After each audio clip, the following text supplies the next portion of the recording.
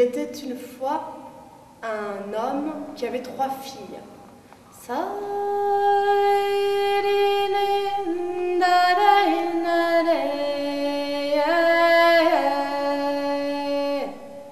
Ils habitaient au fond de la steppe, dans un village, et c'était l'été.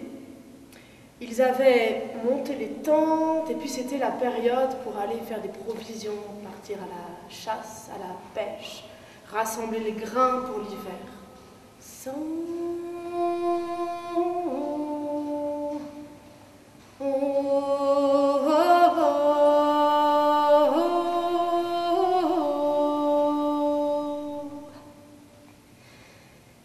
Seulement, au milieu de cet été-là, les nuages se sont rassemblés et puis il a commencé à souffler, souffler, souffler, souffler, et le vent a amené la neige, et la neige a tout recouvert.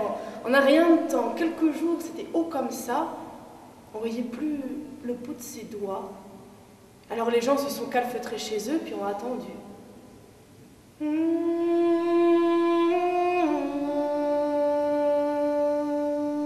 Attendu.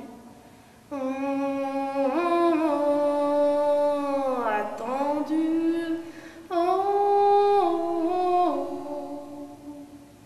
Attendu. Et la tempête ne passait pas. Les jours, les semaines, et puis il y avait déjà plus rien à manger. Et dans la maison du vieil homme, les 3 filles commençaient à réfléchir, à se dire c'est pas normal une tempête comme ça. Qu'est-ce qui se passe? Et le vieil homme, un matin, il s'est levé, il leur a dit, je sais ce qui se passe. Le maître des vents est en colère, voilà ce qui se passe. Alors, la première des filles, elle a regardé son père dans les yeux, elle lui a dit, moi je vais y aller, je vais aller le trouver, le maître des vents. Je vais aller le calmer. Ouais, c'est tellement... Le père a fait asseoir sa fille et il lui a dit, écoute-moi bien. Tu vas sortir dehors, tu vas attraper ton traîneau, tu vas t'accrocher à ton traîneau, puis surtout tu ne le lâches pas jusqu'au bout. Et tu vas voir en chemin, le maître des vents va délacer ton manteau, va glisser de la neige contre ta peau, laisse-le faire. En chemin, le maître des vents va glisser de la neige dans tes bottes, laisse-le faire. Un oiseau viendra se poser sur ton épaule, laisse-le se poser. Et puis quand tu arrives chez le maître des vents, ne touche à rien. La fille a mis son manteau, et puis elle est sortie dans la neige, elle ne voyait rien, elle ne voyait même pas le bout de ses mains, elle a trouvé péniblement son traîneau, s'est accrochée, et elle a suivi.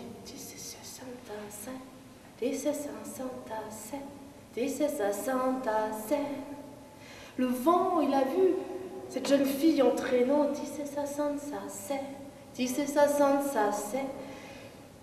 et il s'est glissé contre son manteau, il a délacé, il a mis de la neige contre sa peau. Elle a eu froid, alors elle a enfermé son manteau. Le vent a glissé de la neige dans ses bottes, mais elle avait froid, alors elle a enlevé la neige de ses bottes.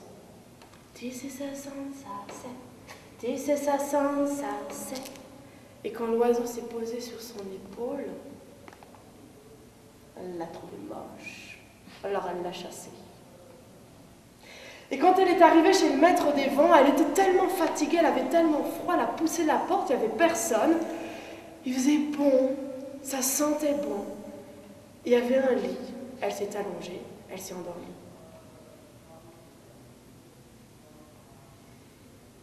Ce soir-là, le maître des vents rentre, il a encore du vent dans les cheveux. Immense, il pousse la porte de sa maison, puis il voit cette jeune fille endormie là, il la réveille. D'où tu sors, toi? Elle s'assoit, elle se frotte un peu les yeux, elle le regarde et elle dit, je viens pour t'épouser. Pourquoi pas? Avec lui, il avait chassé. Il avait un grand renne sur son épaule. Alors il a posé le renne à terre et il lui a dit, tu vas me cuisiner ça. Et elle s'est mise à l'ouvrage. coupe, cuisine, prépare la viande.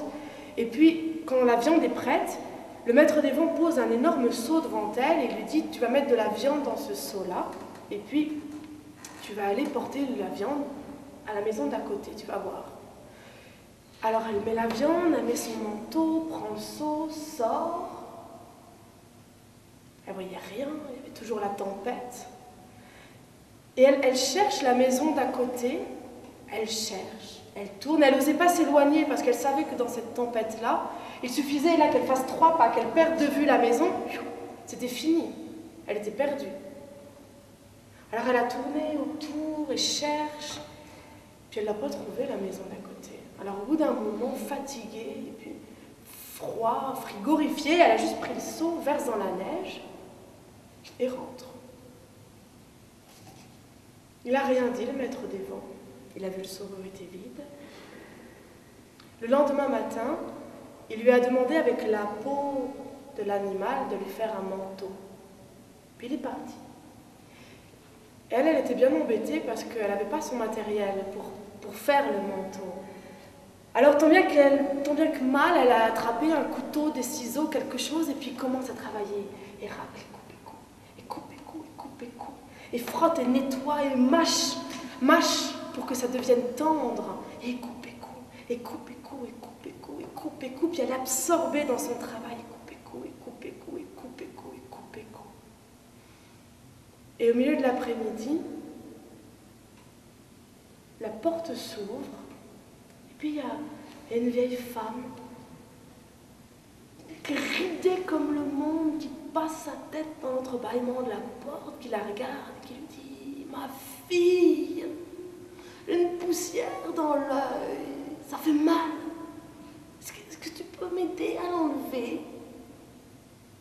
Mais elle est absorbée dans son travail, et coupe, et coupe, et coupe, et coupe, mais tu vois bien, allez, enlève-la toute seule ta poussière dans l'œil. Et le soir, quand le maître des vents revient, il essaye le manteau. Le manteau, il y a une manche qui est trop haute, il y a une manche qui est trop longue, le col est mal ajusté, c'est mal tanné, ça penche d'un côté, ça serre. Alors, sans un mot, il prend la fille par la main, il ouvre la porte, puis il la met dehors.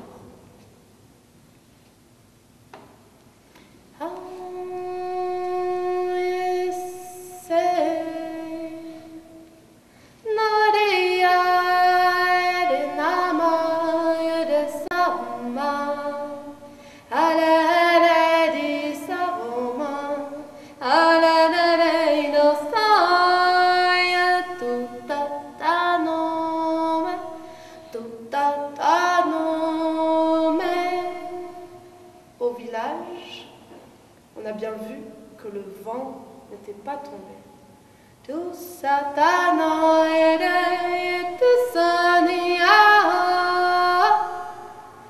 Alors, la seconde fille, elle est allée voir son père. Et elle lui a dit, c'est mon tour. Je vais aller voir le maître des vents et je vais l'épouser. Et tout rentrera dans l'ordre.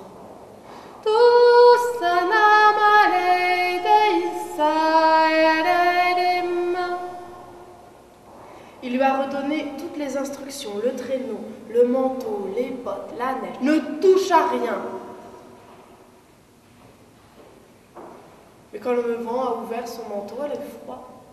Quand le vent a mis de la neige dans ses bottes, elle a eu froid. Quand l'oiseau s'est posé sur son épaule, elle l'a trouvé moche. Et quand elle est arrivée chez le maître des vents, elle était tellement fatiguée qu'elle s'est allongée, elle s'est endormie.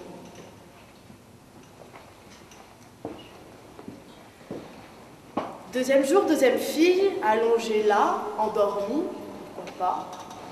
Il lui demande de préparer la viande et puis d'amener la viande à côté. La maison d'à côté, elle ne l'a jamais trouvée, alors elle a versé le seau dans la neige et puis elle est rentrée. Et le lendemain, elle était bien embêtée quand il a fallu faire le manteau parce qu'elle n'avait pas son matériel. Alors coupe et coupe toute la journée, elle se concentre.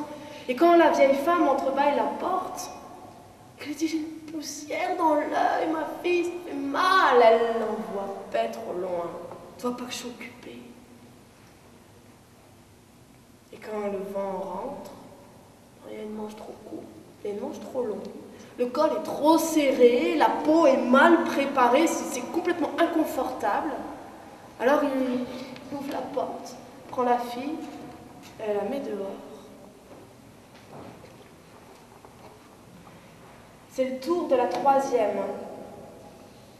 Et quand elle dit à son père qu'à son tour elle veut partir, le vieil homme il hésite un peu. Il y a quand même 2 de ses filles qui sont parties et puis qui ne sont jamais revenues. Alors il ne sait pas trop s'il a envie que la troisième parte à son tour. Mais elle insiste, la troisième. Alors il lui dit d'accord. Il lui redonne toutes les instructions. Et il lui répète les instructions 3 fois, 10 fois. Tu m'as bien compris, répète après moi. Et elle répète après lui. Il sort dehors, attrape le traîneau.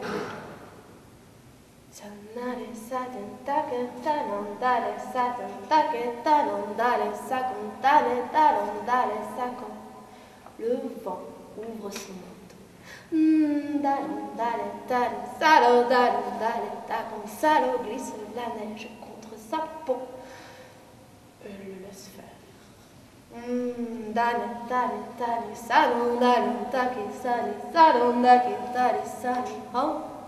Et le vent glisse la neige dans ses bottes. Et elle le laisse faire.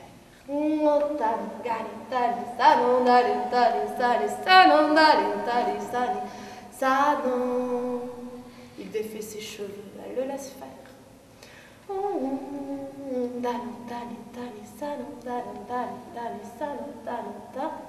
Et quand l'oiseau se pose sur son épaule, il a bien une drôle de tête, l'oiseau, enfin, pourquoi pas. Elle le laisse faire.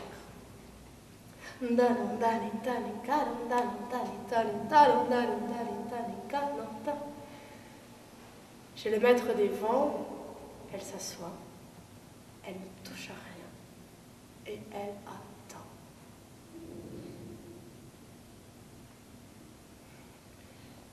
Troisième soir, troisième fille, maître des vents rentre chez lui, au moins celle-là, elle dort pas, déjà pas mal.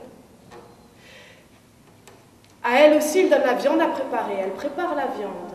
Et puis, elle prend le seau, elle ferme son manteau, et elle commence à chercher la maison d'à côté, ça souffle, elle voit même pas le bout de ses doigts. Mais à ce moment-là, elle sent petite aile toute chaude contre sa joue, c'est l'oiseau. Et elle comprend qu'il faut qu'elle suive l'oiseau. Alors, elle marche, guidée par cette toute petite aile contre sa joue.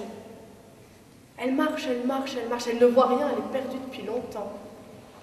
C'est blanc autour d'elle, elle marche, elle marche, elle marche. Et puis à un moment, elle arrive devant une espèce d'énorme motte de terre et elle comprend que la maison d'à côté, c'est ça. Alors elle fait le tour de la motte de terre, elle cherche la porte et elle finit par trouver une toute petite ouverture. Elle frappe à la porte. Il y a une vieille femme qui lui ouvre, qui est ridée comme le monde, qui la regarde, qui ne dit pas un mot, qui attrape le seau, puis qui ferme la porte au nez. Elle attend un moment. Quand elle a bien attendu, la porte se rouvre et la vieille femme lui pousse le seau, sans dire un mot, et lui ferme la porte au nez. Et quand elle regarde dans le seau, bien elle se rend compte que dans le seau, il y a de quoi coudre un manteau. Il y a un bon couteau, il y a des bonnes aiguilles, il y a du fil solide, il y a tout ce qu'il faut. Alors elle prend le seau et puis elle suit l'oiseau qui la ramène jusque chez le maître des vents. Et le lendemain matin, quand il lui demande de faire le manteau, elle est prête. Et tam, et coupe, et cou, et tam, et coupe, et cou, et coupe, et cou, et coupe, et cou, et file, et tanne, et assouplit la peau, et mord la peau pour la rendre tendre, et coupe, et cou, et coupe, et cou, et coupe, et cou, et coupe, et cou. Elle est absorbée dans son travail. Et au milieu de l'après-midi, il y a la porte qui s'ouvre. Et elle la reconnaît, la vieille femme, qui passe sa tête dans l'entrebâillement, qui lui dit « Ma fille, une poussière dans l'œil. Viens, viens, assieds-toi. Je vais l'enlever, ta poussière. » Elle lui enlève la poussière. Et puis, quand la vieille a eu recouvert sa vue, elle se penche vers elle comme ça, elle lui monte les oreilles et lui dit « Qu'est-ce que tu vois ?» Une oreille? Non, non, dans l'oreille. Qu'est-ce que tu vois? Et la fille se penche et dans l'oreille de la vieille, il y a 4 filles qui sont là. Elles ont l'air d'attendre. Alors, il y a 4 filles qui sont là. Appelle! Et elle les appelle. Et les 4 filles sortent de l'oreille de la vieille, et tout ensemble, les femmes, elles coupent et coupent et font un manteau. Quand le manteau est prêt, les 4 filles rentrent dans l'oreille de la vieille s'en va, puis elle attend avec son manteau sur les genoux. Et le maître des vents arrive ce soir-là, il essaye le manteau, et le manteau, il est parfait. Il est coupé juste à la bonne taille. Il est souple, il ferme bien, un bon manteau pour un maître des vents, un bon manteau pour quand il fait froid. Alors il s'assoit en face de la jeune fille et puis il lui dit « Tu voudrais pas rester avec moi ?» Et elle lui dit « D'accord. »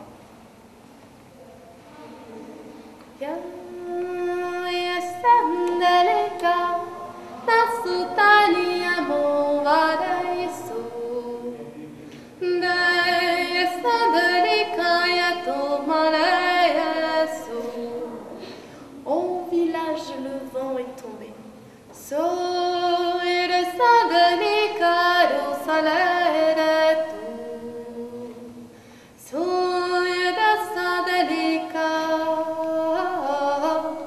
En quelques jours, la neige a fondu.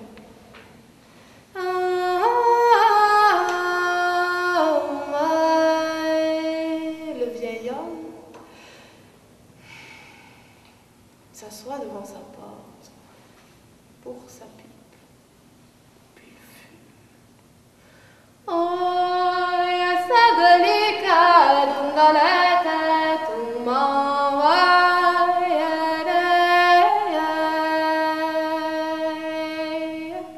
Et de temps en temps, eh bien, quand la tempête se déchaîne, si on regarde bien entre le vent, entre les nuages, entre le blizzard, entre la neige, on peut voir une jeune fille qui est là, et puis qui ouvre son manteau, qui délace ses bottes, qui lâche ses cheveux.